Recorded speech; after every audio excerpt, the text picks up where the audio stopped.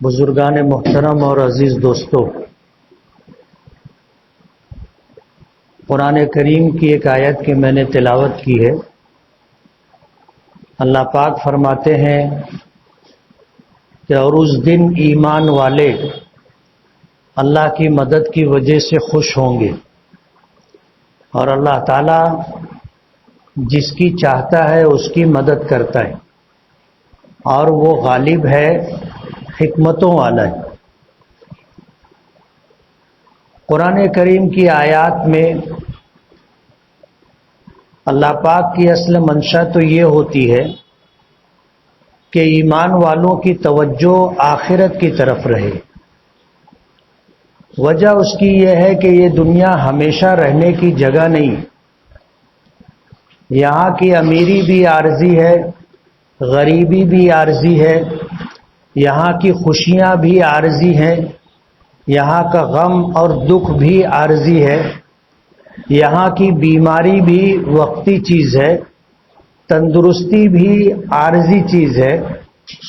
غرض اس دنیا میں کسی بھی چیز کو قرار نہیں ہے، یعنی کوئی بھی چیز اپنی ایک حالت پر ہمیشہ رہے گی ایسا نہیں۔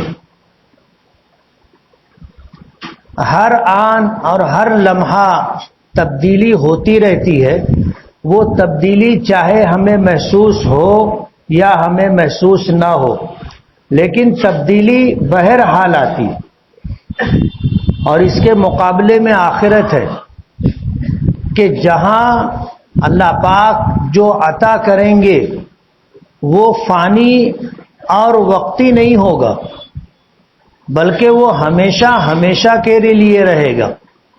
دنیا کا نظام کچھ اور ہے جو تبدیلی چاہتا ہے، آخرت کا نظام وہ ہے جسے اللہ پاک اس دنیا کے نظام سے ہٹ کر کے بنائے۔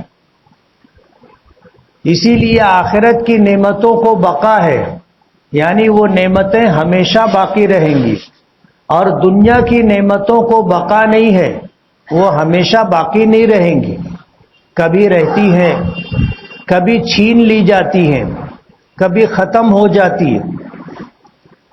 حدیث پاک میں آتا ہے نبی کریم صلی اللہ علیہ وسلم کے زمانے میں سورج گرہن ہوا، اور سورج گرہن ہونے کی وجہ سے نبی کریم صلی اللہ علیہ وسلم نے فرمایا کہ انہا آیۃ من آیات اللہ، کہ سورج گرہن کا ہونا اللہ تعالیٰ کی نشانیوں میں سے ایک نشانی ہے۔ اللہ اپنی قدرت بتانا چاہتا ہے کہ سورج جیسی بڑی مخلوق جو پوری دنیا کو روشن کرتی ہے، اللہ اسے چاہے تو بے نور کر دے، اس کی روشنی اس سے چھین لے، اور جس کی وجہ سے دنیا روشن ہو جاتی ہے، رات کی طرح اس دنیا کو بھی دن میں اندھیرا گھپ مسلط کر دے۔ یہ اللہ کی قدرت ہے۔ حضور نے فرمایا کہ یہ کسی کے جینے سے، کسی کے مرنے سے نہیں ہوتا۔ وجہ اس کی یہ تھی کہ نبی کریم صلی اللہ علیہ وسلم کے ایک صاحبزادے حضرت ابراہیم جو ماریہ قبطیہ رضی اللہ تعالی عنہا کے بطن سے پیدا ہوئے تھے، دودھ پینے کی مدت میں غالباً 6 مہینے کا زمانہ یا 8 مہینے کا زمانہ پایا تھا، انتقال ہو گیا۔ تو لوگ کہنا شروع کر دیے کہ یہ آنے والے دنوں میں بہت بڑی شخصیت بنتی، اس لیے اس کے انتقال پر سورج گرہن ہوا۔ تو حضور نے فرمایا کہ سورج کا بے نور ہونا، گرہن کا لگ جانا کسی کے جینے سے اور کسی کے مرنے سے نہیں ہوتا۔ یہ اللہ اپنی قدرت سے جب چاہتا ہے سورج کو نور عطا کرتا ہے، اور جب چاہتا ہے اسے بے نور کر دیتا ہے۔ یہ اللہ کی قدرت ہے۔ جب سورج گرہن ہوا تو نبی کریم صلی اللہ علیہ وسلم نے سورج گرہن کی نماز پڑھائی، جسے صلاۃ کسوف کہتے ہیں۔ صلاۃ کسوف سورج گرہن کی نماز۔ آپ محراب میں کھڑے تھے، قرآن کریم کی تلاوت کر رہے تھے، لوگوں نے دیکھا کہ آپ 1 قدم 2 قدم 3 قدم آگے بڑھے، اور آپ ہاتھ باندھے ہوئے تھے تو آپ نے اپنا ایک ہاتھ ہٹایا اور اس طرح کچھ لینے کے لیے ہاتھ آگے بڑھایا، پھر آپ اپنا ہاتھ واپس لے لیے اور پھر قرآن کریم کی تلاوت کرتے رہے، اور پھر تلاوت کرتے کرتے مصلی سے پیچھے ہٹے تو پہلی صف والے بھی پیچھے ہٹے، اور پھر صفیں پیچھے ہٹتی رہی حتیٰ کہ جو آخری صف تھی وہ دیوار سے لگ گئی۔ حضور پھر آگے بڑھے اور آ کر کے آپ نے مصلی پر کھڑے ہو کر کے قرآن کریم کی تلاوت کی۔ تلاوت مکمل ہونے کے بعد آپ نے رکوع فرمایا، اس کے بعد پھر اٹھے، پھر آپ نے تلاوت شروع کر دی، اور اس کے بعد آپ نے پھر دوبارہ رکوع فرمایا، اور پھر اس کے بعد آپ نے سجدہ کیا۔ ہماری نمازوں میں عام طور پر ہم لوگ 1 رکعت میں 1 رکوع اور 2 سجدے کرتے۔ سورج گرہن کی نماز میں حضور نے 2 رکوع فرمایا اور 2 سجدے کیے۔ نماز ختم ہوئی تو صحابہ کرام نے پوچھا کہ اللہ کے رسول، ہم نے آج نماز میں کچھ نئی چیزیں دیکھی جو ہم نے آج سے پہلے کبھی نہیں دیکھی تھی۔ کہنے لگے کہ اللہ کے رسول، آپ نماز میں پہلے آگے بڑھے، چند قدم آگے بڑھ کر کے آپ نے اپنا ہاتھ اس طرح آگے بڑھایا جیسے آپ کچھ لینا چاہتے ہیں، اس کے بعد آپ پیچھے ہو گئے، اور پھر اس کے بعد آپ پیچھے ہونا شروع ہوئے تو اتنا پیچھے ہوئے الٹا پیدل قدم چل کر کے کہ ہم دیوار سے لگ گئے، اور آپ نے 2 رکوع فرمایا۔ تو حضور نے فرمایا کہ جب میں سورج گرہن کی نماز پڑھ رہا تھا تو جنت میرے سامنے لائی گئی تھی، اور جنت کے سامنے آ جانے کے بعد میں نے دیکھا کہ جنت پھلوں سے بھری ہوئی، اور میرے سامنے انگور کی ایسی بیل تھی جس میں انگور لدے ہوئے تھے، تو میں نے چاہا کہ ہاتھ بڑھا کر کے 1 خوشہ انگور کا توڑ لوں، لیکن پھر مجھے اس بات کا خیال آیا کہ یہ جنت کی نعمت ہے، اگر یہ خوشہ میں توڑ لیتا ہوں تو قیامت تک آنے والے انسان اس خوشے سے کھاتے رہیں گے اور یہ انگور کا خوشہ ختم نہیں ہوگا۔ وجہ اس کی یہ ہے کہ یہ جنت کی نعمت ہے، اور جنت کی نعمتوں پر فنا نہیں ہے، کبھی ختم نہیں ہوگی۔ اگر میں انگور کا خوشہ توڑ لیتا اور لوگ اسے کھاتے رہتے اور قیامت تک کھانے والوں کا سلسلہ دراز رہتا تو ایمان بالغیب باقی نہیں رہتا۔ آج ہمارے پاس جو ایمان ہے یہ ایمان بالغیب ہے۔ ایمان بالغیب کا مطلب یہ ہے کہ ہم نے جنت دیکھی نہیں ہے، مانتے ہیں، جہنم کو دیکھا نہیں ہے، مانتے ہیں، اللہ پاک کو دیکھا نہیں ہے، مانتے ہیں، اللہ پاک کے جو فیصلے ہیں ان فیصلوں کی وجہ، اس کا پس منظر، بیک گراؤنڈ ہمیں نہیں معلوم، لیکن ہم اللہ کے فیصلوں کو تسلیم کرتے۔ یہ ایمان بالغیب ہے۔ اب اگر انگور کا خوشہ حضور توڑ لیتے اور پھر ہمارے سامنے ہوتا تو حضور فرماتے ہیں کہ پھر ایمان بالغیب باقی نہیں رہتا، اور کل قیامت کے دن ایمان بالغیب معتبر ہے۔ ایمان بالغیب معتبر ہے، ایمان بالمشاہدہ یعنی دیکھ کر کے ایمان لانے کا اعتبار نہیں ہے۔ حضرت موسیٰ علیہ السلام کے زمانے میں فرعون نے بنی اسرائیل پر بہت ظلم کیا، اور ایک وقت آیا کہ حضرت موسیٰ علیہ السلام نے ہجرت کی، اور جب دریائے قلزم پر پہنچے تو اللہ نے اپنی قدرت سے دریا میں راستہ بنا دیا، پانی رک گیا، بیچ سے پھٹ گیا، اور حضرت موسیٰ علیہ السلام بنی اسرائیل کو لے کر کے اس راستے سے گزر کر کے دریائے قلزم پار کرنے لگے. پیچھے سے فرعون بھی اپنا لشکر لے کر کے آیا. فرعون بھی اپنا لشکر لے کر کے آیا. حضرت موسیٰ علیہ السلام اور بنی اسرائیل درمیان دریا میں پہنچے تھے تو فرعون اپنے لشکر کو لے کر کے دریا میں اترا اسی راستے پر جس راستے کو اللہ نے حضرت موسیٰ اور بنی اسرائیل کے لیے بنایا تھا. حضرت موسیٰ اور بنی اسرائیل نے دریا پار کیا. فرعون اپنے لشکر کو لے کر کے دریا کے بیچ میں پہنچا. اللہ نے پھر پانی کو حکم دیا کہ تو جاری ہو جا. پانی پھر بہنے لگ گیا. پانی کا جاری ہونا تھا، راستہ ختم ہو گیا اور فرعون اور اس کا پورا لشکر دریا میں غرق ہو گیا. فرعون اس وقت حضرت بچاؤ کے لیے وہ تیر کر باہر آنے کی کوشش کرنے لگا. حضرت جبرائیل نے آ کر کے اس کی پنڈلی پکڑی اور اس کو پانی کے اندر کھینچا.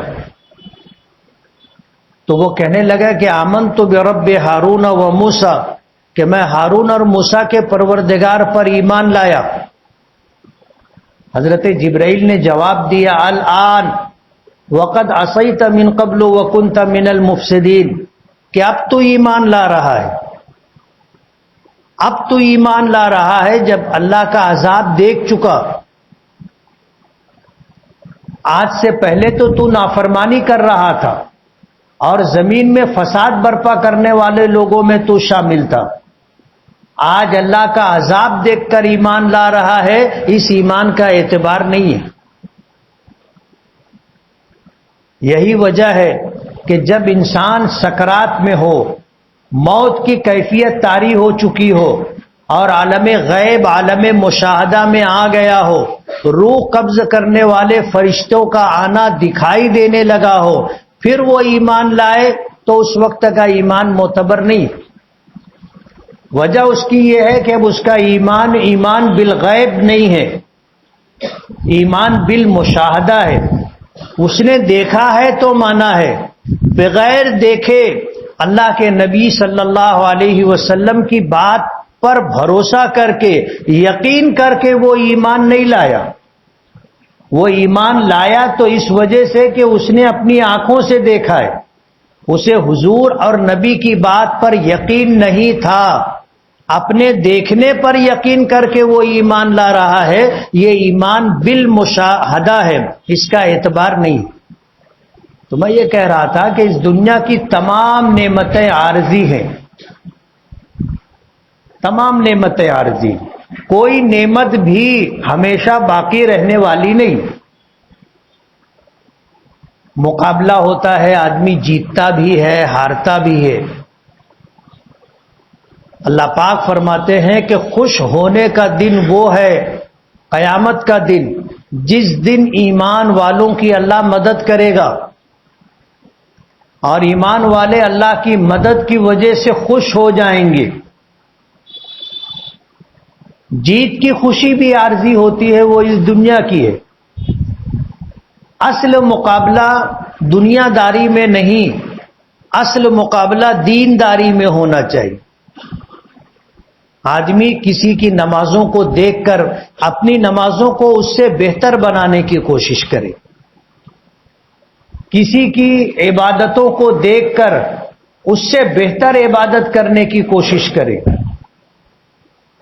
نیکی کے کاموں میں ایک دوسرے سے مقابلہ آرائی ہو اور آدمی سامنے والے کے مقابلے میں آگے بڑھنے کی اور جیتنے کی کوشش کر رہا ہو، اور اللہ اگر کامیابی دے دے تو خوش ہونے کا مقام یہ ہے.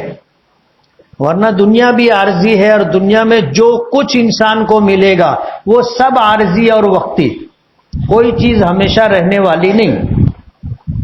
وَهُوَ الْعَزِيزُ الْحَكِيمُ، اللہ غالب ہے، حکمت والا ہے. غالب ایسا ہے کہ اس کے فیصلے کو کوئی تبدیل نہیں کر سکتا. اتنی قدرت رکھتا ہے کہ ساری دنیا مل کر کے اللہ کے فیصلے کو روکنا چاہے، اللہ کے فیصلے کو بدلنا چاہے، نہیں بدل سکتی. اور حکمتوں والا ہے، حکیم ہے، اس کے ہر کام میں حکمت ہوتی. اللہ پاک کا کوئی بھی فعل، کوئی بھی فیصلہ لغو اور بیکار نہیں ہوتا.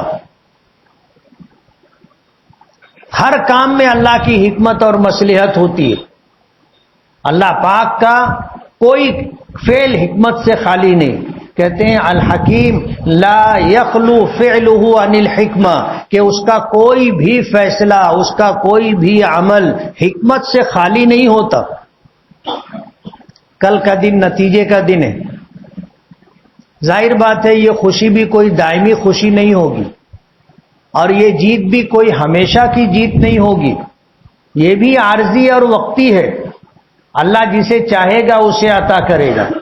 لیکن ہم جس شریعت کو مانتے ہیں یہ شریعت کامل و مکمل ہے. ہار جانے پر نوحہ اور ماتم کرنا، اللہ کے فیصلے سے ناراضگی کا اظہار کرنا، یہ دین اسلام کے خلاف ہے. اسی لیے کسی کے انتقال پر رونا، بال نوچنا، سر پر مٹی ڈالنا، کپڑے پھاڑنا، سینہ کوٹنا، سینہ کوبی کرنا شریعت میں جائز نہیں.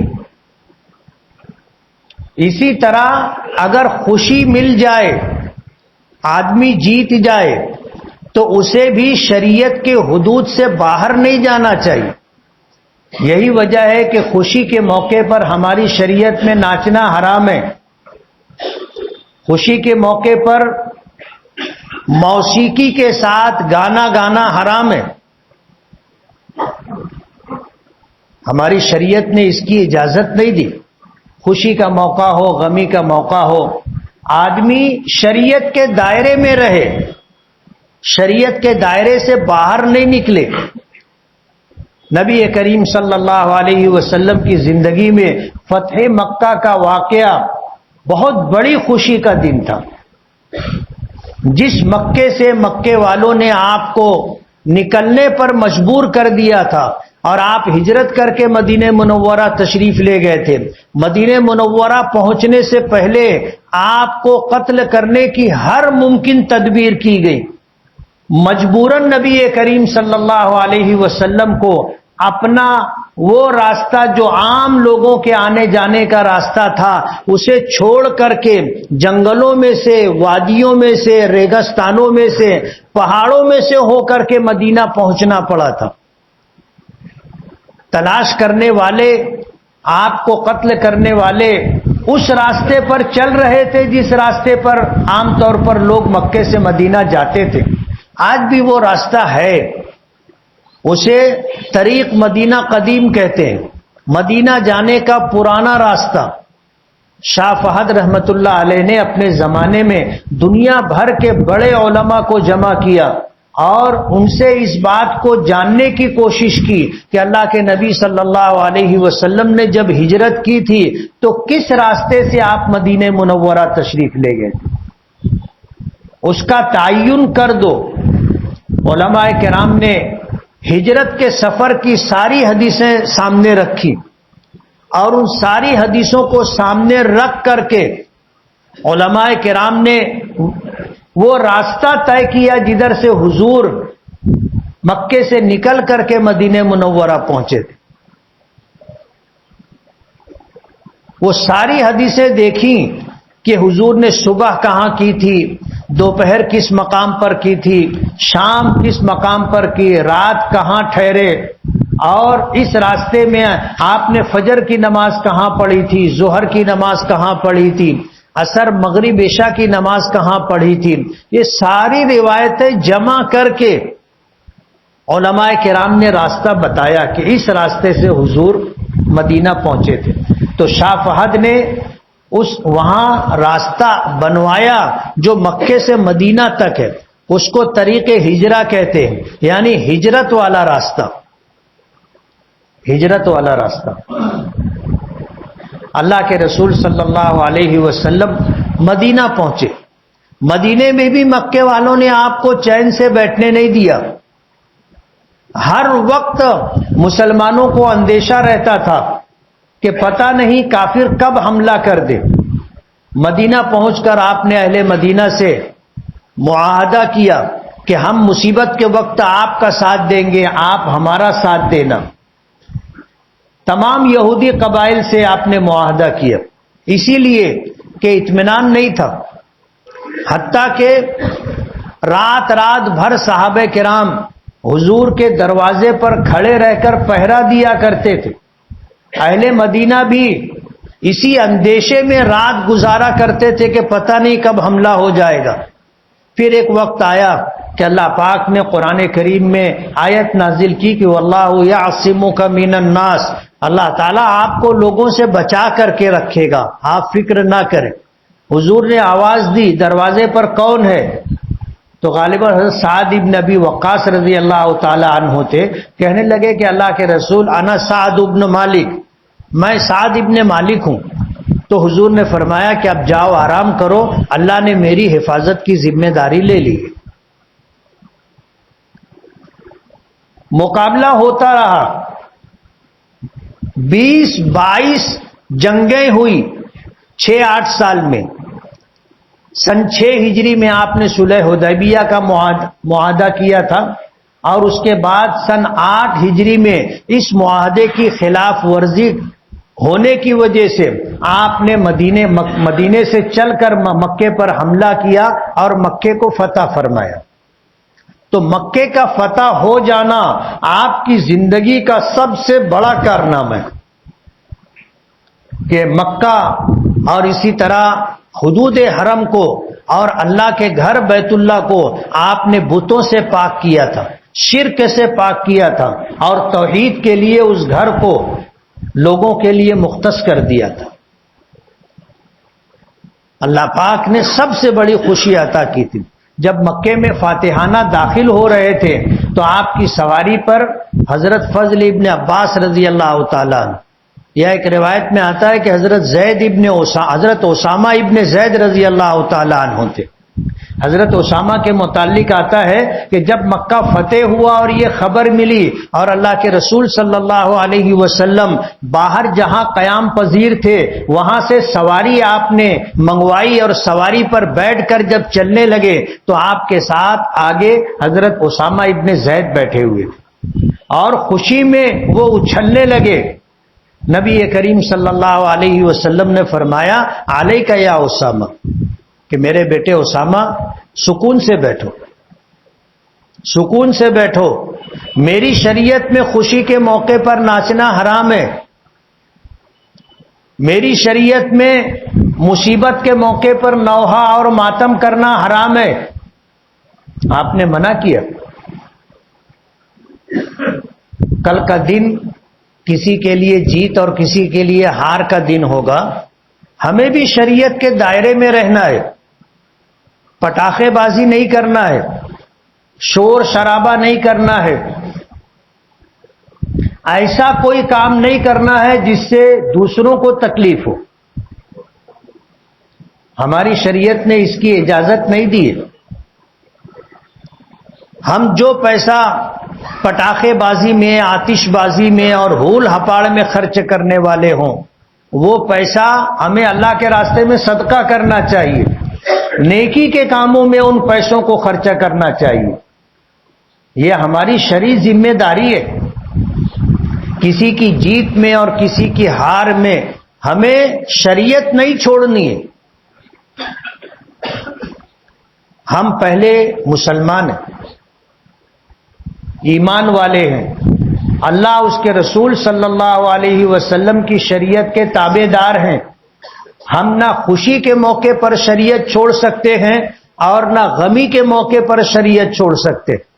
ہر حال میں ہمیں شریعت کو مضبوطی سے پکڑ کر کے رکھنا ہے۔ ظاہر بات ہے خوشی ملتی ہے، آدمی جیتتا ہے، خوشی ملتی ہے، لیکن یہ خوشی کوئی ہمیشہ کی رہنے والی خوشی نہیں ہے۔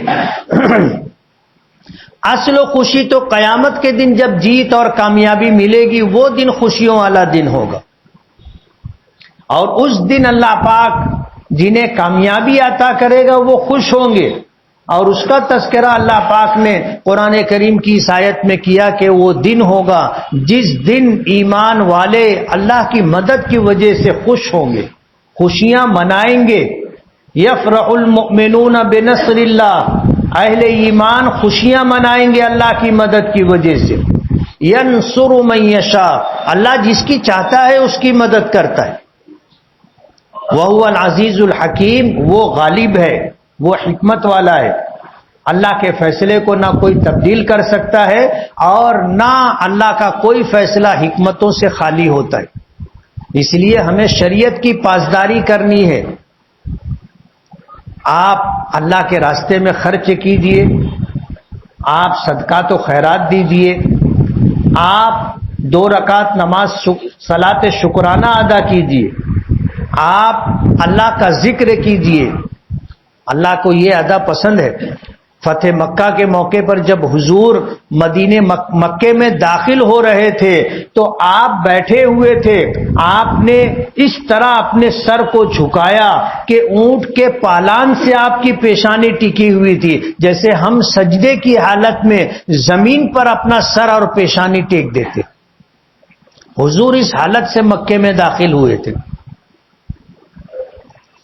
یہ اللہ کی نوازشات تھی، اللہ پاک کا فیصلہ تھا جو جیت کی شکل میں نبی کریم صلی اللہ علیہ وسلم کو ملا تھا، اور جس جگہ سے آپ کو نکلنے پر، ہجرت کرنے پر مجبور کر دیا گیا تھا، آپ فاتحانہ شان سے داخل ہوئے تھے. اور آپ جس کی جان بخشی کر دیں اس کی جان بخشی، اور جس کو آپ نے قتل کرنے کا حکم دے دیا گیا اس کو قتل کر دیا گیا تھا. اتنا اختیار اللہ نے آپ کو دیا تھا. لیکن آپ جب مکے میں داخل ہوئے تو تن کر کے، اکڑ کر کے نہیں بیٹھے تھے، بلکہ آپ سجدے کی کیفیت میں تھے کہ آپ کی پیشانی اونٹ کے پالان سے لگی ہوئی تھی، اور اس طرح آپ جھکے ہوئے تھے جیسے آپ سجدہ فرما رہے ہیں. تو ہم مسلمان ہیں، اہل ایمان ہیں. اللہ ہمیں یہاں بھی خوشی دے گا انشاءاللہ، اور انشاءاللہ کل قیامت کے دن بھی اللہ ہمیں خوش رکھے گا. اس لیے ہم انشاءاللہ خوشی منائیں گے، لیکن ہماری خوشی شریعت کے دائرے میں رہ کر کے ہونی چاہیے. اللہ اس کے رسول کے احکامات اور اس کی شریعت کو پامال کر کے ہم کوئی ایسا کام نہیں کریں گے جس کی وجہ سے اللہ پاک ناراض ہو. اللہ پاک ہمیں خوشیاں عطا فرمائے، اس دنیا میں بھی اور آخرت میں بھی.